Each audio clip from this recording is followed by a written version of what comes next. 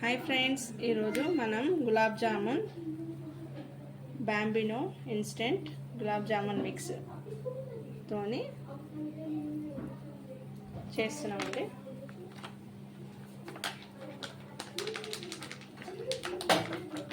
పాలతోని కలుపుకోవాలి.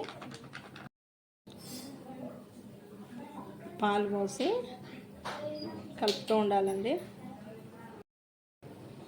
తీసినాం, నెయ్యి వేసుకొని సాఫ్ట్గా మిక్స్ చేసుకోవాలండి.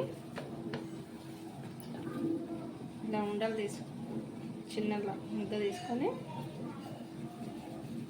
క్రాక్స్ లేకుండా, ఇట్లా క్రాక్స్ వస్తే బాగుండదండి. ఇలా చేసుకోవాలండి ఈక్వల్గా.